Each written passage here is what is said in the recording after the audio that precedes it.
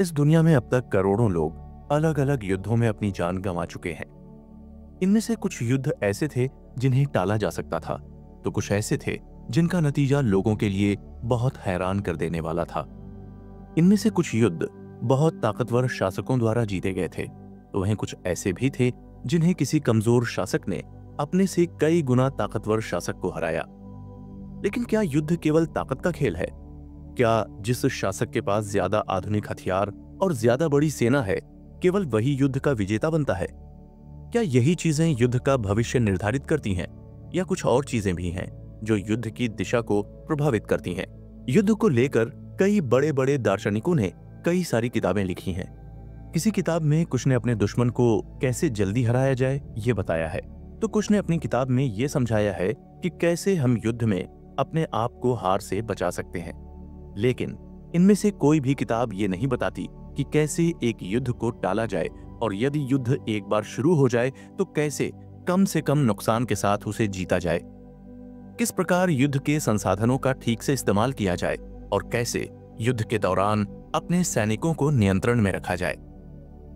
इन सब बातों की जानकारी हमें केवल एक ही किताब से मिलती है। यहाँ हम आपको बता दें कि न ही ये किताब किसी बड़े विश्वविद्यालय के राजनीतिक विशेषज्ञ ने लिखी है, न ही ये किताब द्वितीय विश्व युद्ध के भयंकर विनाश के बाद किसी इतिहासकार द्वारा लिखी गई है।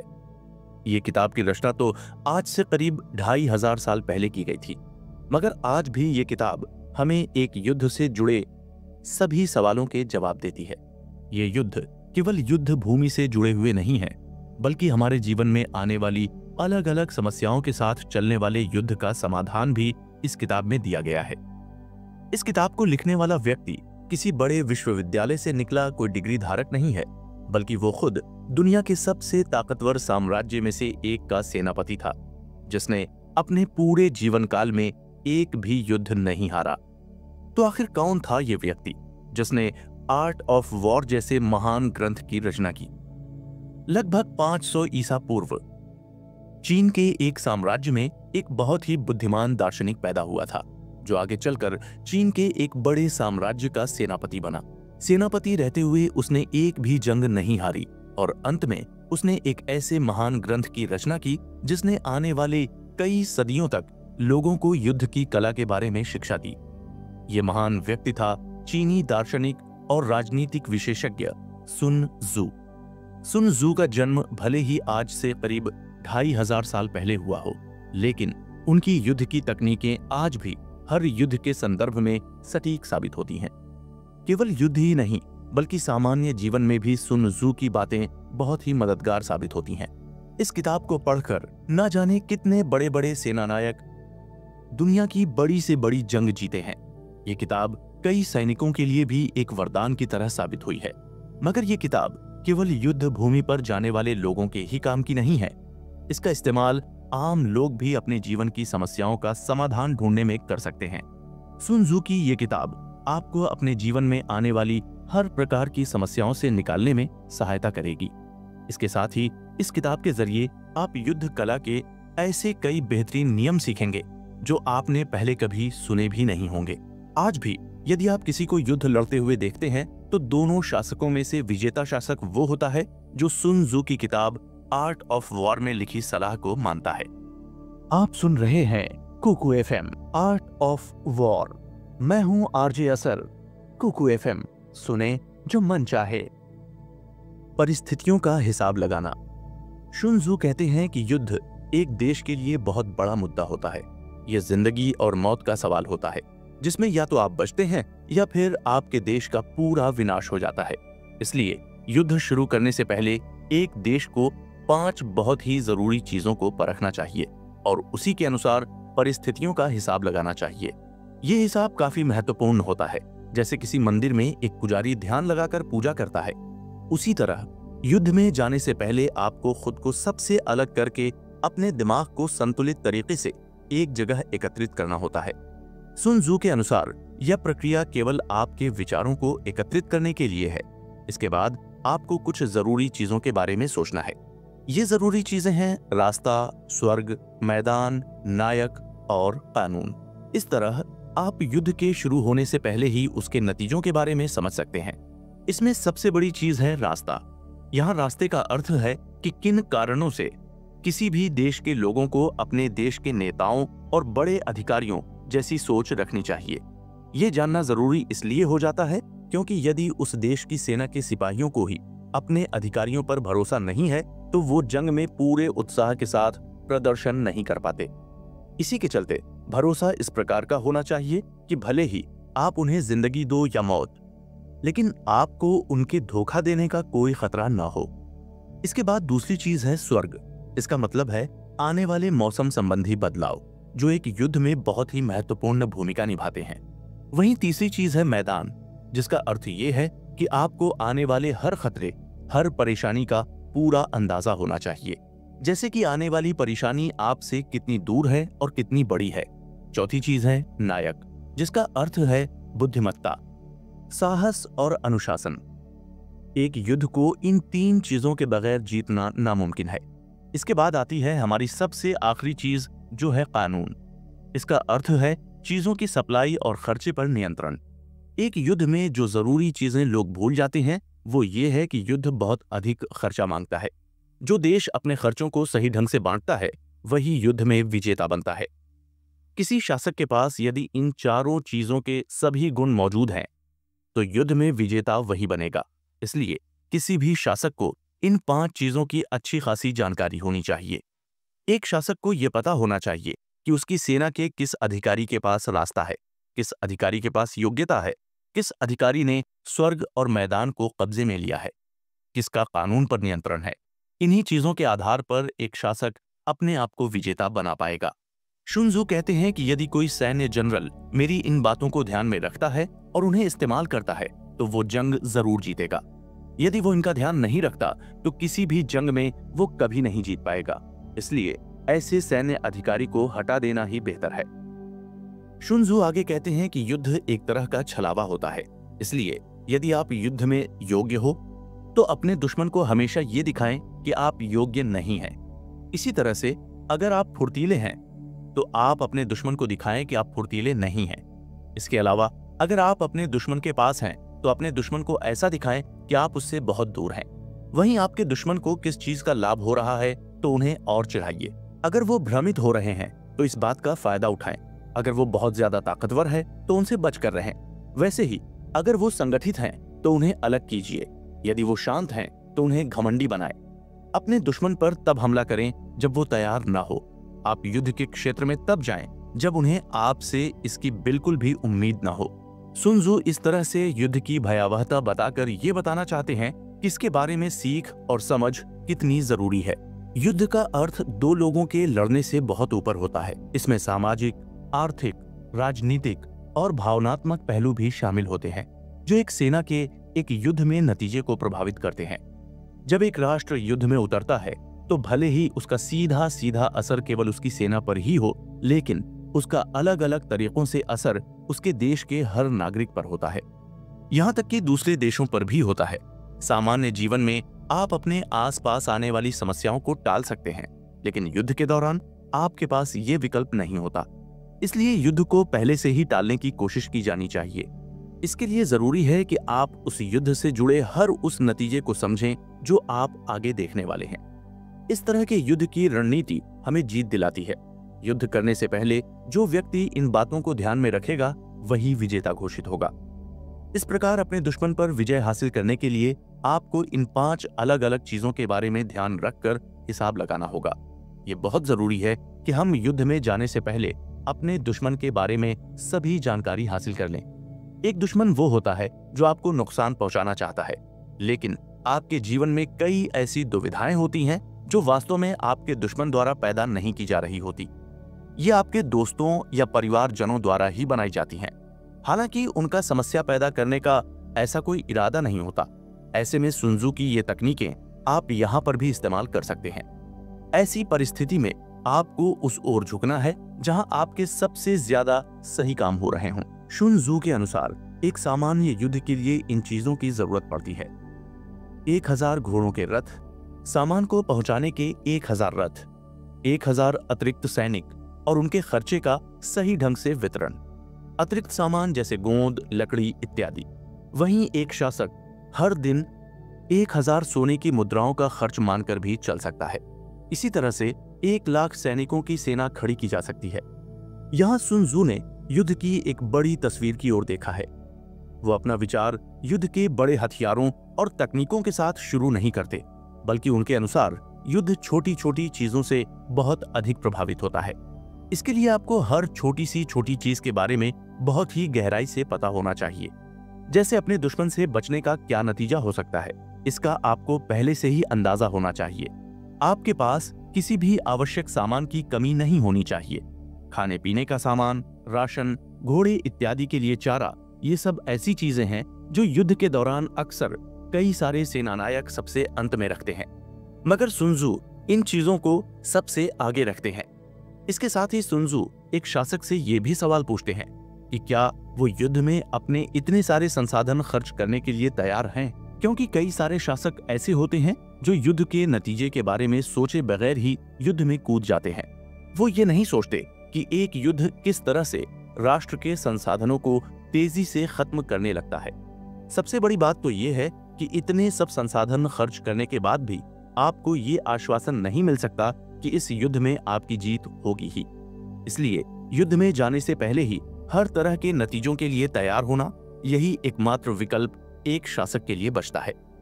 युद्ध के समय हमेशा जल्दी जीत हासिल करने की कोशिश करनी चाहिए, क्योंकि एक लंबा युद्ध आपके खर्चे को बढ़ा देगा। ऐसी स्थिति में आपके हथियार भी काम के नहीं रहेंगे। वहीं अगर आपकी सेना एक सुरक्षित शहर की घेराबंदी करती है तो उनकी शक्तियां काफी कमजोर हो जाएंगी। अगर किसी देश की सेना बहुत लंबे समय तक युद्ध जारी रखती है तो एक समय के बाद उस देश के आर्थिक साधन पर्याप्त नहीं होते। इन सब चीजों के मिले जुले असर के बाद उस देश की ताकत काफी कमजोर हो जाएगी और इसका फायदा उसके पड़ोसी देश उठा सकते हैं।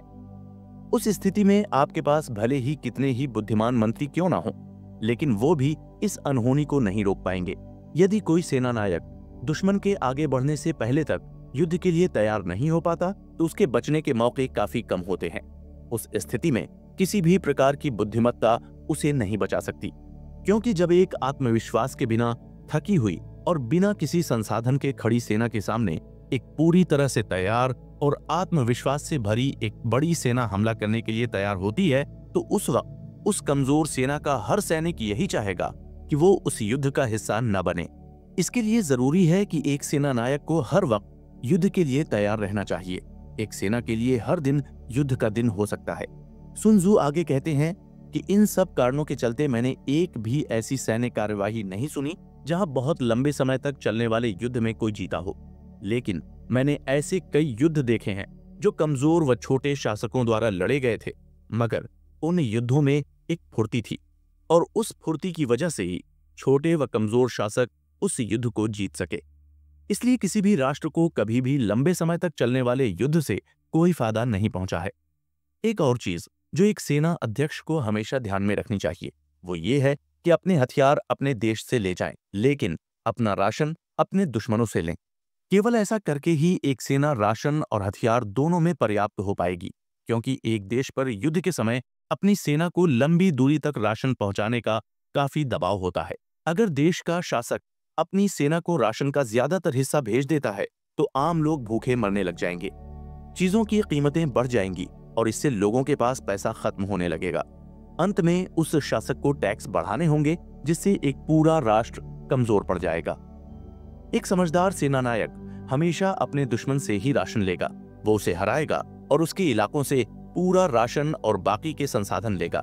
दुश्मन के क्षेत्र से मिला थोड़ा सा अनाज भी अपने देश के अनाज से 20 गुना ज्यादा फायदेमंद होता है। दुश्मन का एक रथ लूटना भी अपनी सेना के लिए एक इनाम की तरह होता है।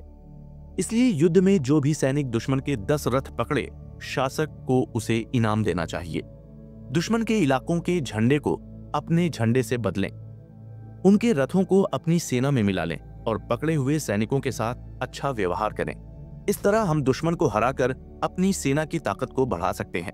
इसलिए युद्ध में जरूरी चीज होती है जीतना, न कि युद्ध को लंबा खींचना। इसलिए यदि एक सेनानायक इन सब युद्ध की रणनीति को समझता है तो वो अपने देश के लोगों का रक्षक होता है। सुन त्सु कहते हैं कि एक युद्ध में अपने देश को संभालना सबसे बेहतर है। इसके बाद बारी आती है दूसरे देश का विनाश करने की। किसी भी देश के लिए अपनी सेना को बचाना सबसे उत्तम होना चाहिए। इसके बाद आता है दूसरे देश की सेना को बर्बाद करना।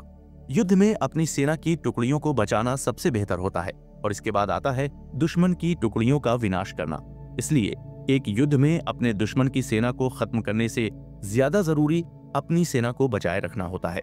यहाँ पर सुन त्सू एक शासक के मन में अपने सैनिकों के लिए जागने वाले कोमल भाव के बारे में बात करते हैं।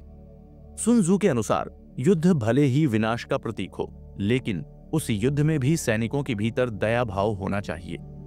एक सैनिक के लिए यह बहुत जरूरी होता है कि वो युद्ध के दौरान इस तरह का भाव रखे। सुन त्सू का मानना है कि अगर आप 100 युद्ध करते हैं और वो सभी युद्ध जीत जाते हैं तो इसके लिए आपको बहुत योग्यता और बुद्धिमत्ता की आवश्यकता है, लेकिन यदि आप 100 युद्ध बिना कोई लड़ाई लड़े जीत जाते हैं तो ये आपकी समझदारी और आपके भीतर का दया भाव दिखाता है। एक उत्तम युद्ध रणनीति वही है जिसमें सबसे पहले दुश्मन की योजनाओं पर हमला किया जाए और उसके बाद उसके मित्र राष्ट्रों पर। इन सब के बाद उसकी सेना पर हमला किया जाना चाहिए। सबसे खराब होता है एक दीवार बंद शहर पर हमला करना। किसी दीवार बंद शहर पर हमला तभी करना चाहिए जब आपके पास कोई दूसरा विकल्प उपलब्ध न हो। इन दीवारों को तोड़ने के लिए एक शासक को कई हथियार और अपनी सेना के लिए बहुत अधिक राशन की आवश्यकता पड़ेगी। इतना राशन और हथियार जमा करने के लिए एक देश को करीब 3 महीने लगेंगे और फिर अतिरिक्त 3 महीने उस दीवार को भेदने में लग जाएंगे।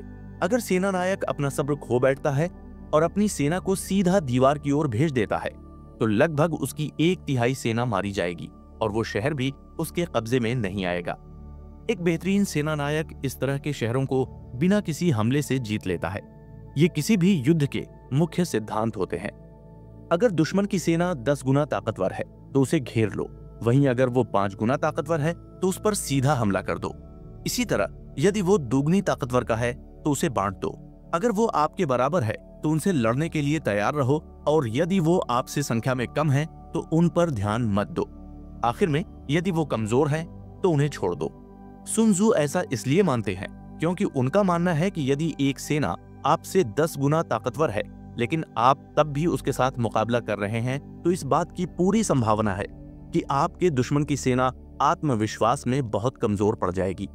उस स्थिति में उसके पास आपके सामने झुकने के अलावा कोई चारा नहीं बचेगा। इसके अलावा उस सेना की संख्या ज्यादा होने के कारण उनके सैनिकों के मरने की संख्या भी आपकी सेना से बहुत ज्यादा होगी। इसी कारण जब उनकी सेना के सैनिक अपने आसपास अपने साथियों को मरते हुए देखेंगे तो उनके आत्मविश्वास का स्तर गिरना स्वाभाविक है। इसके बाद आती है 3 ऐसी चीजें जिनके कारण एक शासक अपनी सेना में काफी समस्याएं पैदा कर सकता है। सबसे पहली चीज है अपनी सेना को तब आगे बढ़ने का आदेश देना जब सेना आगे बढ़ने की स्थिति में बिल्कुल ना हो। दूसरी चीज, सेना को तब पीछे हटने का आदेश देना जब वो पीछे हटने की स्थिति में बिल्कुल ना हो। वहीं तीसरी चीज है सेना के मुद्दों को आम लोगों के मुद्दों की तरह ही सुलझाना। ऐसा करने से सेना अध्यक्ष और सेना दोनों ही काफी भ्रमित हो जाते हैं। ऐसी सेना अपने अधिकारियों के आदेश मानने से भी मना कर सकती है। जब किसी देश की सेना भ्रमित हो जाती है तो उसके पड़ोसी शासक इस बात का फायदा जरूर उठाते हैं। अब इन 3 चीजों से 5 ऐसे जरूरी सुझाव निकल कर आते हैं जो ये बताते हैं कि युद्ध में कौन जीतेगा। जो शासक ये जानता है कि वो कब लड़ सकता है और कब नहीं, विजेता वही बनता है। जो शासक अपनी बड़ी और छोटी दोनों सेनाओं का इस्तेमाल करना जानता है, विजेता वही होता है। इसी तरह जो शासक अपनी सेना के उच्च पद के अधिकारियों और निचले पद के अधिकारियों के बीच संबंध ठीक रखता है, वही विजेता होता है। वो शासक जो हर संभावित चीज के लिए तैयार रहता है, अंत में वही विजयी होता है।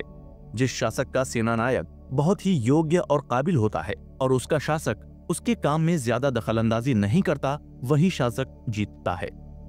इस बात का उदाहरण सुन त्सू चीन के पुराने शासक की कहानी बताकर देते हैं। चीन में एक शासक हुआ करता था जिसके पास असीमित ताकत थी। पूरे देश में उसका वर्चस्व भी इतना था कि कोई भी व्यक्ति उसे किसी भी प्रकार का सवाल नहीं पूछता था। वो यदि किसी को मार भी देता तब भी उसके निर्णय पर सवाल नहीं उठाए जाते। लोग उसको भगवान की तरह पूजा करते थे। उसका सेना नायक भी उसके लिए काम किया करता था। सुन त्सू का मानना है कि इस तरह के शासक देश के लिए बहुत खतरनाक हो सकते हैं, क्योंकि यदि कभी सेना नायक राजा को सही सलाह देगा और राजा उस सलाह से सहमत नहीं होगा तो न केवल राजा खुद इस समस्या के कारण बर्बाद हो जाएगा, बल्कि अपने साथ वो पूरे देश को भी ले डूबेगा। इसमें सुन त्जू कहते हैं कि एक राजा को एक सेना के काम में दखलंदाजी नहीं देनी चाहिए। सुन त्जू सभी देश की जनता से भी ये कहते हैं कि वो किसी भी शासक पर बिल्कुल भ्रमित होकर भरोसा न करें।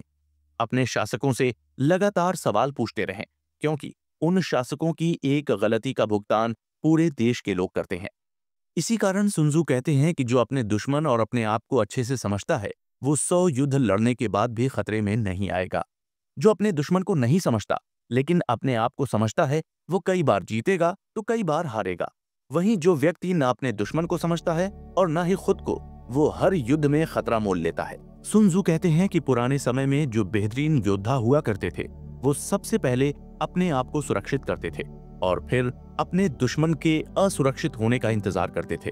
खुद का सुरक्षित होना उस योद्धा पर निर्भर करता था, लेकिन दुश्मन का असुरक्षित होना केवल योद्धा पर ही निर्भर नहीं करता था। सुन त्जू के अनुसार एक सेना को हमेशा युद्ध के लिए तैयार रहना चाहिए और हर एक दिन उनके लिए युद्ध की तरह होना चाहिए। दुश्मन को ऐसा लगना चाहिए कि आप हर वक्त उसके हमले का जवाब देने के लिए तैयार हैं।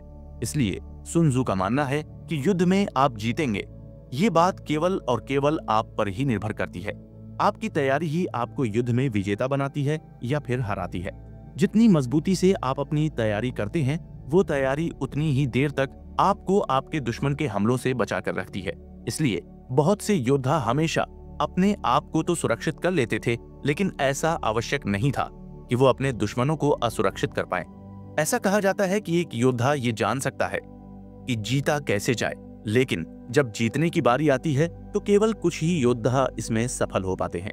इसलिए अपनी खुद की रक्षा खुद को सुरक्षित करने के लिए की जाती है और दुश्मन पर हमला उसको असुरक्षित करने के लिए किया जाता है। इसी के साथ एक योद्धा अपने आप को सुरक्षित करने का समय बताता है, वहीं दूसरे को और असुरक्षित करने के लिए कम प्रयास करता है। जो लोग अपने आप को सुरक्षित करने में बहुत ज्यादा प्रयास कर लेते हैं, वो युद्ध भूमि में बहुत आगे तक नहीं पहुंच पाते। वहीं जो लोग अपने दुश्मन को असुरक्षित कर पाते हैं, वो रणभूमि में सबसे आगे जाते हैं। इसकी सहायता से वो अपने आप को भी सुरक्षित कर पाते हैं और जीत भी हासिल कर पाते हैं। अब बारी आती है ये जानने की कि आखिर कैसे हम किसी योद्धा की ताकत का अंदाजा लगा सकते हैं।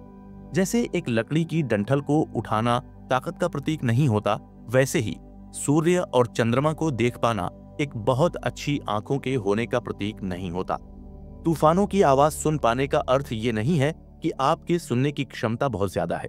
इसी प्रकार जो लोग आसानी से किसी युद्ध में जीत जाते हैं, उन्हें बेहतरीन योद्धा नहीं माना जाता। इसका अर्थ है कि वो उस युद्ध को जीते हैं जिसका नतीजा पहले से ही सामने था। उनका दुश्मन इतना कमजोर था कि उसका हारना तय था। इसलिए ऐसे युद्ध की जीत को हम एक बेहतरीन जीत नहीं कह सकते, क्योंकि इस जीत में कोई भी गलती नहीं हुई है और गलती न होने का मतलब यही है कि जीत निश्चित है। सुन त्जू का ये मानना है कि जब तक सैनिकों को अपनी बहादुरी दिखाने का मौका नहीं मिलेगा, तब तक वो उसे प्रदर्शित कैसे करेंगे। एक सेनानायक अपनी बुद्धिमत्ता को बिना युद्ध की लड़ाई लड़े कैसे प्रदर्शित कर सकता है। सुन त्जू आगे कहते हैं कि कई बार एक आसान जीत उस देश के जनरल की सफल रणनीति को भी दिखाती है। हालांकि युद्ध के दौरान बहुत कम बार ऐसा होता है जब कोई दो देश एक दूसरे से एक बार युद्ध की ठान लेने के बाद बातचीत के साथ मामला सुलझा लेते हैं। लेकिन यदि कोई सेनानायक ऐसा करने में सफल हो जाता है तो ये उसकी एक बड़ी और आसान जीत है। इसके अलावा ये बात भी बहुत जरूरी है कि ये सब गलतियां युद्ध के शुरू होने से पहले ही ठीक कर दी जाएं। इससे जब भी आप युद्ध करना शुरू करें तो ये तय होना चाहिए कि आपका दुश्मन हारेगा। योद्धा ऐसा ही करते हैं। वो युद्ध शुरू करने से पहले ही अपनी स्थिति मजबूत करके अपने आप को इतना सुरक्षित कर लेते हैं कि उनके दुश्मन का हारना वहीं से तय हो जाता है। एक युद्ध में सबसे पहली चीज होती है अनुमान लगाना, दूसरी होती है आपके पास उपलब्ध संसाधनों की संख्या, तीसरी होती है इन सब संख्याओं के साथ गिनती और उसका उपयोग। इसके बाद चौथी चीज होती है अपने दुश्मन के साथ तुलना। वहीं सबसे अंत में होती है जीत। अनुमान आपको युद्ध की शुरुआत में लगाना होता है। इसके बाद आपके संसाधनों की संख्या आपके अनुमान लगाने पर ही निर्भर करती है। फिर आपकी गिनती आपके संसाधनों की संख्या पर निर्भर करती है। इसी तरह आप तुलना अपने दुश्मनों के साथ तब कर पाएंगे जब आपके पास सही गिनती होगी और अंत में आपको जीत हासिल होगी एक सटीक तुलना के बाद। यहाँ पर सुन त्जू बहुत ही तुलनात्मक अध्ययन के बाद ये निर्धारित करते हैं कि एक जंग में कौन विजेता घोषित किया जा सकता है। मैदान में खड़े सैनिक उस वक्त भी ये सोच सकते हैं कि उनकी कौन सी तकनीक उनके दुश्मन पर भारी पड़ेगी और किन तकनीकों से उनके दुश्मन को फायदा पहुंचेगा। एक विजेता सेना तुलनात्मक रूप से अपने दुश्मन से इतनी ताकतवर होती है जितनी 1 किलो वजन के मुकाबले में 1 टन वजन। इसका अर्थ है कि इन दोनों की तुलना में बहुत ज्यादा अंतर होता है और यही अंतर अंत में एक ताकतवर सेना की जीत बनकर उभर कर आता है। यही आपको सिखाता है आपकी ताकतवर सेना का निर्माण। सुन त्सू का इससे ये मतलब है कि एक नियमित और व्यवस्थित तौर पर बनाई गई सेना सामने वाले दुश्मन को बहुत भारी पड़ती है। इस सेना को रोकना बहुत मुश्किल होता है और इससे जीतने के लिए आपके दुश्मन को बहुत ज्यादा प्रयास करने पड़ेंगे। सुन त्सू कहते हैं कि अपने आप को पहले से उस स्थिति में रखें कि कोई भी दुश्मन आप पर हमला करने की सोच भी ना पाए, और यदि वो हमला कर भी दे तो आपकी जवाबी कार्यवाही इतनी भयंकर होनी चाहिए कि आपके दूसरे दुश्मन कभी भी उस तरह की गलती न दोहराएं। सुन त्सू कहते हैं कि आमतौर पर एक बहुत बड़े लोगों के समूह को निर्देशित करना वैसा ही होता है जैसा कि एक छोटे समूह को निर्देशित करना। फर्क केवल ये होता है कि आप उन्हें अलग अलग टुकड़ों में कैसे विभाजित करते हैं। इसी तरह एक बड़ी सेना के साथ जंग में उतरना वैसा ही है जैसा कि एक छोटी सेना के साथ जंग में उतरना। यहाँ केवल फर्क ये निर्धारित करता है कि आप अपनी अलग अलग टुकड़ियों के बीच में संवाद कैसे स्थापित करते हैं। सुन त्सू का ये मानना है कि ताकत पर हमेशा नियंत्रण होना चाहिए। एक सेना की ताकत कोई काम की नहीं है यदि उसका सेना नायक उसे नियंत्रित नहीं कर पा रहा है। आप अक्सर अत्यधिक ताकतवर सेनाओं को ऐसी परिस्थिति में पाते हैं जहां वो आपस में ही लड़ने लग जाते हैं। इसलिए एक प्रभावी सेना नायक हमेशा अपने सैनिकों पर नियंत्रण बनाकर रखता है और यही नियंत्रण वो अपने से निचले अधिकारियों, झंडों इत्यादि पर भी रखता है। भले ही सेना नायक एक जगह पर उपस्थित न हो, लेकिन तब भी हर एक सैनिक के पास ये संदेश जाना चाहिए कि वो वहां उपस्थित है और उनके साथ खड़ा है। फिर चाहे उसकी सेना कितनी भी बड़ी क्यों ना हो, वो उसके ऊपर नियंत्रण हासिल कर लेता है। सुन त्सू की इस तकनीक को आप अपने जीवन में भी इस्तेमाल कर सकते हैं। अगर आप 5 या 10 लोगों को अपने किसी काम में सहायता करने के लिए मना सकते हैं तो ये कोई बड़ी बात नहीं है कि आप 1000 लोगों को भी अपने साथ आने के लिए मना सकते हैं। इसके लिए अपना संदेश उन लोगों तक ठीक तरह से पहुंचाने की बात है, मगर ये तभी संभव है जब आप उन सभी को एक उद्देश्य के लिए एक साथ आने के लिए मनाएं, और ये शुरू होता है आपके खुद पर भरोसे के साथ। यदि आपको अपने आप पर भरोसा नहीं है तो आप दूसरों को कैसे अपने साथ आने के लिए मना पाएंगे। इसलिए सुन त्सू ये कहते हैं कि पहले अपने आप के साथ संतुलन बैठाना बहुत आवश्यक है। उसके बाद ही आप आगे बढ़कर लोगों का समर्थन और सहायता बड़ी आसानी से प्राप्त कर पाएंगे। एक सेना को अपने दुश्मन के हर हमले को झेलना उसकी सामान्य और असामान्य तकनीकों पर निर्धारित करता है। ये पूरा खेल कमजोर और ताकत का है। युद्ध में आपके पास अपने दुश्मन से मिलते जुलते कुछ हथियार और तकनीक होती है, वहीं आपके पास कुछ हथियार ऐसे होते हैं जो दुश्मन के पास नहीं होते। आपकी सेना की तकनीकें आपके दुश्मन की तकनीकों के समान है, जिनके जरिए आप अपने दुश्मन को व्यस्त रख सकते हैं। इसी तरह जो तकनीकें आपके दुश्मन के पास नहीं होती, उन तकनीकों से आप जीत हासिल करते हैं।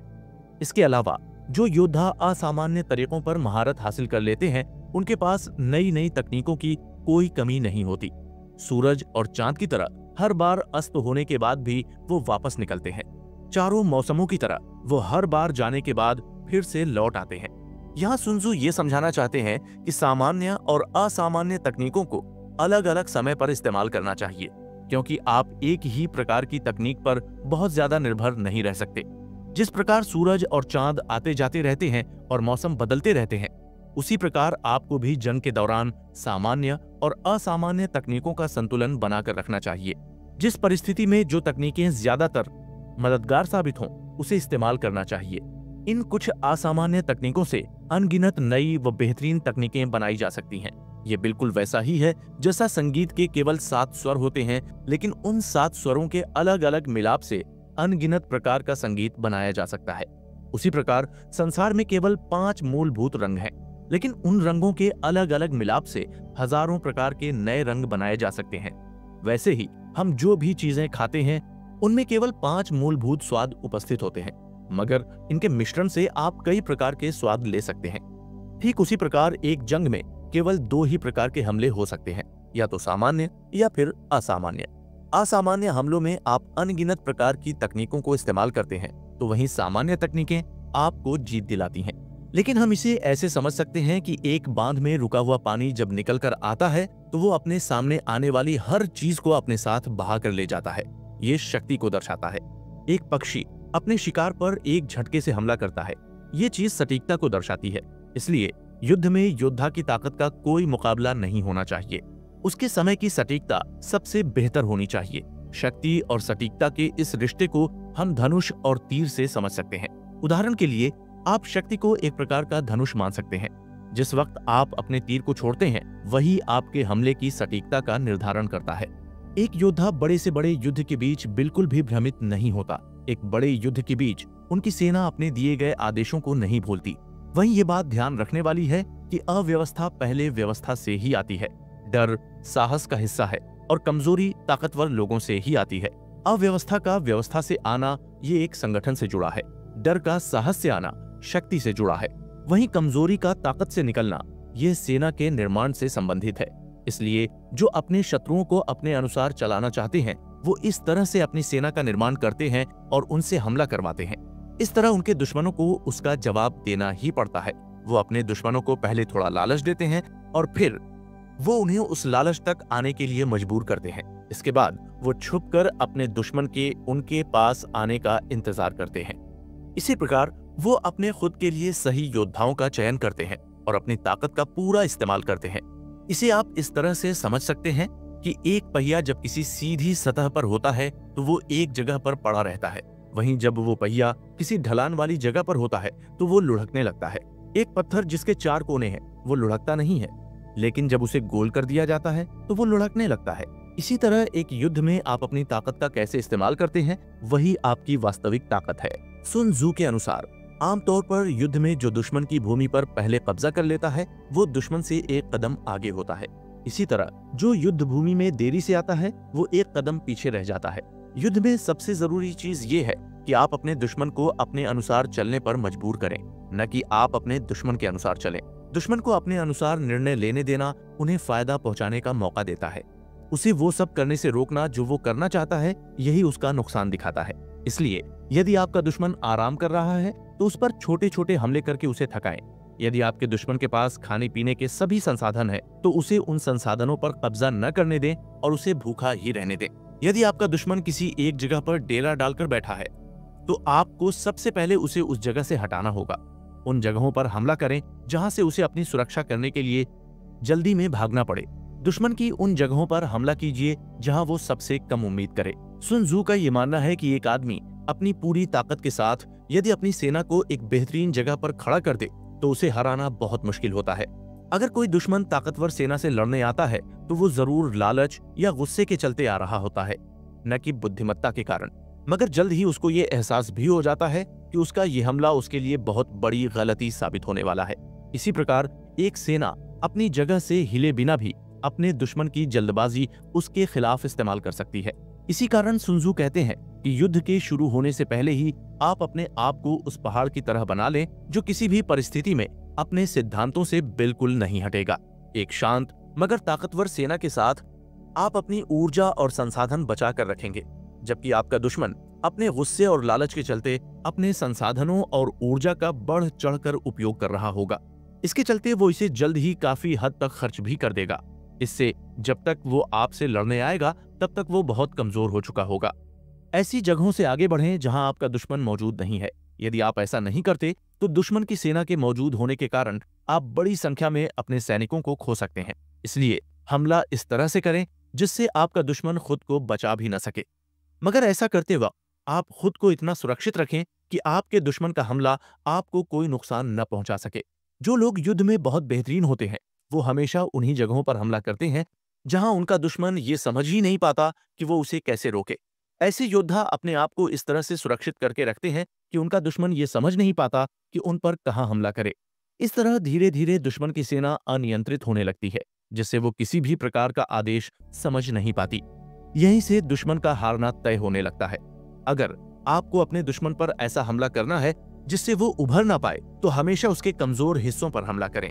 यदि आपको अपने दुश्मन से हमेशा एक कदम आगे रहना है तो अपनी सेना को इतनी तेजी से दुश्मन के क्षेत्र में घुसाएं कि वो वापस अपने आप को वहां से बाहर न निकाल पाए। जैसा कि सुन त्सू ने पहले बताया कि आपका दुश्मन अक्सर भावनाओं के आधार पर निर्णय लेता है और इसलिए आपका उससे ध्यान भटकाना बहुत आसान हो जाता है। यदि आप उसे थोड़ा सा भी डर दिखाओगे तो वो एक क्षण के लिए रुक जाएगा। आप उसे थोड़ा फायदा दिखाओगे तो वो उसे तुरंत अपने कब्जे में लेने की कोशिश करेगा। इस प्रकार आप उसके व्यवहार को अपने फायदे के लिए इस्तेमाल कर पाएंगे। ये तकनीक तब भी आपके काम आएगी जब आपका दुश्मन किसी किले के भीतर की सुरक्षित दीवारों के बीच हो। इससे आपके दुश्मन के पास युद्ध करने के अलावा कोई दूसरा रास्ता नहीं बचेगा। मगर मान लीजिए कि आपको ऐसा नहीं करना, तो आप केवल युद्ध के मैदान में एक ऐसी जगह पर उपस्थित रहिए जहां से आपका दुश्मन अपनी स्थिति को बदलने के लिए मजबूर हो जाए। एक बार उसे खुद ये एहसास हो गया कि वो इन अलग अलग जगहों पर जाकर कमजोर हो चुका है, तब उसके बाद आप उसके सामने युद्ध को रोकने का प्रस्ताव रख सकते हैं। इस तकनीक के पीछे का कारण यही है कि आप अपने सैनिकों की संख्या हमेशा अपने दुश्मन से ज्यादा रखें। उसको अलग अलग टुकड़ियों में बांटने के लिए मजबूर करें। आपकी युद्ध नीति के बारे में आपके दुश्मन को कभी पता नहीं होना चाहिए। अगर उसे आपकी युद्ध नीति के बारे में पता नहीं होगा तो वो अलग अलग स्थानों पर खुद को बचाने के लिए अपनी सेना को बांटने पर मजबूर हो जाएगा। इस प्रकार यदि वो आगे से खुद के इलाकों को बचाने का प्रयास करेगा तो उसके पीछे के क्षेत्र कमजोर हो जाएंगे, और यदि वो पीछे के क्षेत्र को बचाने का प्रयास करेगा तो वो आगे से कमजोर हो जाएगा। इसी तरह यदि वो अपने दाईं ओर के हिस्से बचाने का प्रयास करेगा तो उसका बायां क्षेत्र कमजोर हो जाएगा। इसी तरह यदि वो बाएं हिस्से को बचाने का प्रयास करेगा तो उसका दायां क्षेत्र कमजोर हो जाएगा। ऐसे ही यदि वो हर जगह से खुद को बचाने की कोशिश करेगा तो उसकी हर एक जगह कमजोर हो जाएगी। इस तरह से आपके दुश्मन की सेना हर जगह पर आपकी सेना की तुलना में काफी छोटी संख्या में उपलब्ध होगी। इसलिए कहते हैं कि यदि किसी को ये पता हो कि युद्ध कब और किस जगह पर करना है तो आधा युद्ध तो वो वहीं जीत जाता है। अगर किसी शासक को ये नहीं पता कि उसे कब और कहां हमला करना है तो उसके अलग अलग भाग एक दूसरे की सहायता नहीं कर पाएंगे और अंत में उसका कोई ना कोई भाग कमजोर हो जाएगा। इस प्रकार भले ही आपके दुश्मन की सेना बहुत बड़ी क्यों ना हो, लेकिन आप तब भी उसे युद्ध करने से रोक सकते हैं। इसलिए जरूरी यही है कि आप अपने दुश्मन की योजना पर लगातार नजर बनाए रखें, उसकी ताकत और कमजोरी दोनों को जानें, उस पर छोटे छोटे हमले करें ताकि आप उसकी सेना के चलने के तरीके को समझ सकें, उसकी परिस्थितियों को समझें। बार बार ये छानबीन जारी रखें कि आपका दुश्मन कहां से कमजोर है और कहां से ताकतवर। सुन त्सू आगे और समझाते हुए बताते हैं कि यदि कोई व्यक्ति अपनी सुरक्षा हर तरफ से करने का प्रयास करता है तो वो अंत में हर तरफ से कमजोर हो जाता है। दरअसल जब आप अपने किसी क्षेत्र की रक्षा करने के लिए भागते हैं तो आपके दुश्मन को ये एहसास हो जाता है कि आपकी स्थिति काफी कमजोर है। इससे वो ये समझ जाता है कि आप ये समझ नहीं पा रहे हैं कि आपको क्या करना है। इसी तरह अगर आप दुश्मन के हर हमले का बेहतरीन तरीके से जवाब दे रहे हैं तो ये दुश्मन के ऊपर बहुत ही गहरा दबाव डालेगा। एक बार युद्ध जीतने के बाद हर कोई ये जान जाता है कि किस तरीके से उसने युद्ध को जीता था, मगर कोई भी ये नहीं समझ पाता कि युद्ध जीतने के लिए उन्होंने यही तरीका क्यों इस्तेमाल किया। इसलिए आपको अपनी तकनीक को युद्ध भूमि में दोहराना नहीं चाहिए। आपके अपने दुश्मन को जवाब देने के तरीके अनगिनत होने चाहिए। सेना का निर्माण पानी की तरह होता है। पानी का बहाव ऊंचाई से नीचे की ओर जाता है और एक सेना का निर्माण ताकतवर हिस्से पर हमला करना छोड़कर कमजोर हिस्से की ओर हमला करना सिखाता है। पानी जिस भी बर्तन में जाता है उसका आकार ले लेता है। इसी प्रकार एक सेना अपने दुश्मन की हर योजना और हमले का जवाब देने के लिए काबिल होनी चाहिए। सुन त्सू कहते हैं कि सामान्य युद्ध प्रशासन के सिद्धांत ये कहते हैं कि एक सेना नायक अपने आदेश शासक से प्राप्त करता है। वो अपनी टुकड़ियों को इकट्ठा करता है और सेना को आगे बढ़ने का आदेश देता है। वो अपनी सेना के लिए कैंप बनाने की व्यवस्था करता है। अपनी सेना में संघर्ष से मुश्किल एक सेना नायक के लिए कुछ भी नहीं है। सेना के नेतृत्व के दौरान आपको एक लंबे और घुमावदार रास्ते को आसान और सीधा करना होता है। हर परेशानी को फायदे में बदलना होता है। इस कारण आपको अपने दुश्मन का रास्ता लंबा और घुमावदार करना चाहिए। अपने दुश्मन को फायदे दिखाकर लालच देना चाहिए। इस प्रकार यदि इन सब के बाद आप आगे बढ़ना शुरू करेंगे तो आप अपनी मंजिल तक पहुंच जाएंगे। सुन त्सू का ये मानना है कि एक शासक द्वारा आदेश दिए जाने के बाद उसका सेनानायक तुरंत युद्ध की तैयारियों में जुट जाता है, मगर ये जिम्मेदारी आसान नहीं होती। ये एक ऐसा काम है जिसमें अलग अलग प्रकार के लोगों को उनकी विशेषता के आधार पर तैयार करना होता है। लेकिन सुन त्सू ये भी कहते हैं कि एक सेना नायक को अपने शासक के हर आदेश को तब तक नहीं मानना चाहिए जब तक वो स्वयं उस आदेश से संतुष्ट न हो। सुन त्सू की इस तकनीक को भी आप अपने जीवन में इस्तेमाल कर सकते हैं। आप अक्सर अपने आसपास ऐसे लोगों को देखते होंगे जो हमेशा अपनी जिम्मेदारियों को दूसरों के ऊपर डालते रहते हैं। जब उनसे कोई गलती होती है तो उस गलती का बोझ भी वो उन लोगों के ऊपर डाल देते हैं। ऐसे में आपको भी ऐसे लोगों की सलाह मानना बंद कर देना चाहिए। ये आदत आपको जीवन में किसी भी मुकाम तक नहीं पहुंचाएगी, बल्कि ये आपको आपके वास्तविक लक्ष्यों से दूर करेगी। अब इसमें भी कई बातें ऐसी हैं जो ध्यान रखने लायक है। जैसे यदि आपकी पूरी सेना आगे बढ़ने लगती है तो वो समय पर नहीं पहुंच पाएगी। यदि आपकी छोटी टुकड़ियां आगे बढ़ती हैं तो आपको कई संसाधनों का नुकसान होता है। इसी तरह यदि एक सेनानायक अपनी टुकड़ियों को दिन रात चलाकर हर दिन दोगुनी दूरी तय करके कई जमीनों पर कब्जा करता है तो ऐसा सेनानायक जल्द ही दुश्मन के हाथों मारा जाएगा, क्योंकि उसके केवल मजबूत और ताकतवर सिपाही समय पर पहुंच पाएंगे और वहां पहुंचने पर भी वो बेहद थके हुए होंगे। ऐसे में आधी और थकी हुई सेना के साथ एक सेनानायक भला कितनी देर तक अपने दुश्मनों से मुकाबला कर पाएगा? एक सामान्य अनुमान के अनुसार केवल 10% सिपाही ही समय पर उस जगह पर पहुंच पाएंगे।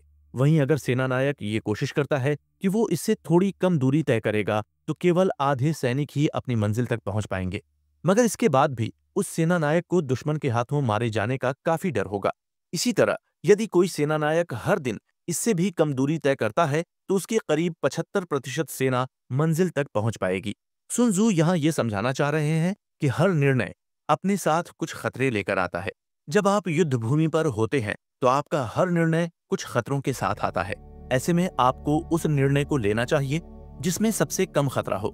जैसे यदि युद्ध में आप तेजी से आगे बढ़ना चाहते हैं तो इसके लिए आपको अपनी टुकड़ी में सैनिकों की संख्या कम रखनी होगी। इसके साथ ही आपको अपने साथ उपकरण भी कम रखने होंगे जिससे आप जल्द से जल्द आगे बढ़ पाएं। लेकिन इसके साथ खतरा ये आता है कि आपके उपकरण कम होने के कारण आपको हमेशा हमले का डर रहता है। इसी प्रकार हमारे जीवन में भी हर निर्णय के साथ कुछ फायदे तो कुछ नुकसान होते हैं। हमें एक संतुलित दिमाग के साथ ये सोचना चाहिए कि हमें इन दोनों चीजों में से किसकी सबसे ज्यादा जरूरत है। ऐसी परिस्थितियों में आप जब इस तरह का तुलनात्मक अध्ययन करते हैं तो आपके लिए कोई निर्णय लेना काफी आसान हो जाता है। उदाहरण के लिए कई लोगों को ऐसा लगता है कि वो अपने काम के चलते अपने परिवारजनों के साथ कम समय बिता रहे हैं। इसलिए यदि उन्हें यह संतुलन बैठाना है तो उन्हें एक सीमा तय करनी होगी। इस सीमा के पास दोनों ही चीजें एक दूसरे में दखलंदाजी नहीं करेंगी। यहाँ सेना के पास कितने संसाधन है ये बात जरूरी हो जाती है। इसलिए यदि कोई सेना बिना किसी उपकरण और संसाधन के है तो वो निश्चित ही हार जाएगी। यदि उस सेना के पास अपना इलाका नहीं है तो भी वो हार जाएगी। इसी तरह अगर सेना के पास खुद के भंडार घर नहीं है तो वो अवश्य ही हार जाएंगे। इसके अलावा जिस शासक को अपने पड़ोसी राज्यों के शासकों के उद्देश्यों के बारे में नहीं पता होता तो उसे काफी समस्याओं से गुजरना पड़ता है। इसके साथ ही एक ऐसा सेनानायक जो जंगलों, पहाड़ों, दलदल जैसे इलाकों से अपनी सेना को आगे नहीं बढ़ा सकता वो सफल नहीं हो पाएगा।